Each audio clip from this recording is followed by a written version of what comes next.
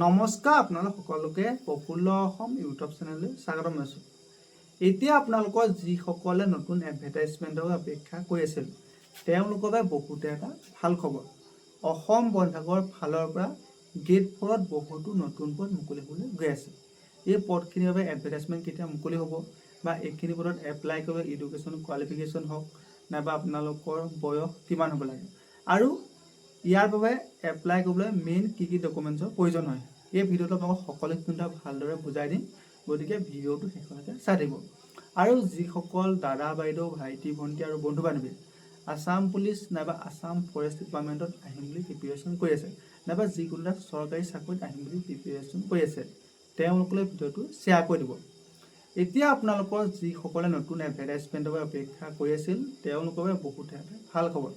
অসম বন বিভাগৰ ফালৰ পৰা গ্ৰেড 4ত বহুখিনি নতুন পদ মুকলি হ'ব। আজিৰ ডেটত অসম বন বিভাগৰ গ্ৰেড 4ত বহুতো পদ খালী হৈ আছে আৰু আপোনালোকৰ এই পদখিনিৰ যি এডভাৰটাইজমেণ্ট সেই এডভাৰটাইজমেণ্টটো খুব কম দিনৰ ভিতৰতে মুকলি হ'ব। এতিয়া আপোনালোকৰ অসম বন বিভাগৰ ফালৰ পৰা গ্ৰেড 4ত নতুনকৈ যিখিনি পদ মুকলি হ'ব এইখিনি পদত এপ্লাই কৰিবলৈ যিটো বয়স সেই বয়সটো হ'ব লাগে 18ৰ পৰা 40 বছৰ। তাৰপিছত যিসকল ST SC কেণ্ডিডেট আছে তেওঁলোকে 5 বছৰ আৰু OBC MOBC কেণ্ডিডেটে 3 বছৰ এজ ইলেকশ্যন হ'ব। তাৰ পৰা আপোনালোকৰ এইখিনি পোষ্টত এপ্লাই কৰিবলৈ যিটো এডুকেশ্যনেল কোৱালিফিকেশ্যন সেইটো হ'ব লাগে মাত্ৰ চিম্পুল আপোনালোকে যদি 6 পাছ কৰিছে তেতিয়া আপুনি এইখিনি পোষ্টত এপ্লাই কৰিব পাৰিব। আৰু আপোনালোকৰ এইখিনি পোষ্টত এপ্লাই কৰা যিটো হাই কোৱালিফিকেশ্যন সেইটো হৈছে হাই ছেকেণ্ডেৰী পাছ। যদিহে আপুনি হায়াৰ ছেকেণ্ডেৰী পাছ কৰাৰ ওপৰত নহ'লে আপুনি গ্ৰেজুৱেশ্যন কমপ্লিট কৰিছে তেতিয়াহ'লে আপুনি গ্ৰেড 4 এইখিনি পোষ্টত এপ্লাই কৰিব নোৱাৰিব। এতিয়া আপোনালোকে যদিহে 10 পাছ কৰিছে নাইবা 8 পাছ কৰিছে তেতিয়া আপোনালোকে এইখিনি আটাইখিনি পোষ্টত এপ্লাই কৰিব নোৱাৰিব, কিয়নো এইখিনি পোষ্টত এপ্লাই কৰিবলৈ কিছুমান এক্সট্ৰা চাৰ্টিফিকেটৰ প্ৰয়োজন হ'ব। এই ভিডিঅ'টো এইবাবে মই আগতীয়াকৈ বনাইছোঁ, তাৰ কাৰণটো হৈছে যে আমাৰ বহুতৰে এক্সট্ৰা চাৰ্টিফিকেট নাই, সেইবাবে গ্ৰেড 4ত যিখিনি পদ মুকলি হয় সেই পদখিনি এপ্লাই কৰিব নোৱাৰে বা এপ্লাই কিবা কৰিলেও তেওঁলোকে ফাইনেল চিলেকশ্যন নাপায়।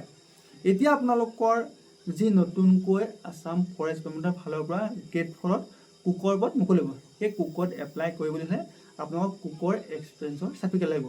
যদিহে আপোনালোকক কাৰোবাৰ কুকত কাম কৰা অভিজ্ঞতা আছে, আপোনালোকে ডাঙৰ হোটেল হওক নাইবা বেচৰকাৰী কাৰ্যালয়ত যদি প্ৰাইভেটভাৱে কাম কৰিছে তেন্তে তাৰ পৰা এক্সট্ৰা এখন চাৰ্টিফিকেট বনাই লওক।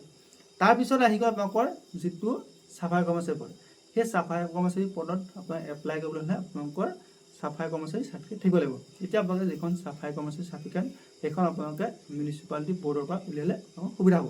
যদিহে আপুনি মিউনিচিপালিটি বৰ্ডত আগতে কাম কৰিছে বা এতিয়া কাম কৰিছে তেন্তে মিউনিচিপালিটি বৰ্ডৰ ফালৰ পৰা আপোনালোকে চাৰ্টিফিকেট বনাই লওক।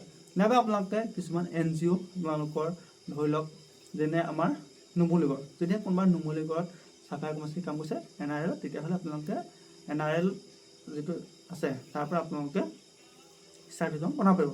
গতিকে আপোনালোকৰ যিসকলে আপোনালোকৰ ধৰি লওক কোনোবাই বাৰ্বাৰৰ কাম কৰিছে বা কোনোবাই টেইলাৰৰ কাম কৰিছে, কোনোবাই কুকৰ কাম কৰিছে, কিছুমানে আপোনালোকৰ চাফাই কৰ্মচাৰী কাম কৰিছে, আপোনালোকে যিটো কামেই নকৰক আপোনালোকৰ সেই কামটো আপোনালোকৰ যিখন চাৰ্টিফিকেট আপোনালোকৰ এক্সপিৰিয়েঞ্চ হওক নাইবা টেটৰ যিটো চাৰ্টিফিকেট সেই চাৰ্টিফিকেট বনাই লওক। আৰু আপোনালোকে এইখিনিতে কৈ যাওঁ আপোনালোকে কোনো ধৰণৰ অসৎ প্ৰথা অৱলম্বন কৰি চাৰ্টিফিকেট নবনাব, কিয়নো আপোনালোকে এতিয়া সেই চাৰ্টিফিকেট দি এপ্লাই কৰিব, এপ্লাই হৈ যাব বা আপোনাৰ যেতিয়া ডকুমেণ্ট ভেৰিফিকেশ্যন তাতো আপুনি কিবা কাৰণত পাছ কৰি যাব, আপোনালোকৰ তাতে ফেইল কৰিব। যদিহে আপুনি তাতো কিবা কাৰণত পাছ কৰি যায় মানে চাকৰিটো পোৱাৰ পিছতো আপুনি চাকৰিটো হেৰুৱাব লগা হ'ব পাৰে। গতিকে আপোনাৰ যাতে পাছত কোনো ধৰণৰ অসুবিধা নহয় সেইবাবে আপুনি ভাবি চিন্তি কাম কৰিব। এনেই আপোনালোকে কোনো ধৰণৰ অসৎ প্ৰথা অৱলম্বন কৰি ধৰি লওক কোনোবা এখন হোটেল নাইবা ৰেষ্টুৰেণ্টৰ পৰা আপুনি অসৎ প্ৰথা অৱলম্বন কৰি চাৰ্টিফিকেট নবনাব, কিন্তু আপোনালোকৰ পাছত বহুখিনি অসুবিধাৰ সৃষ্টি হ'ব। ধন্যবাদ।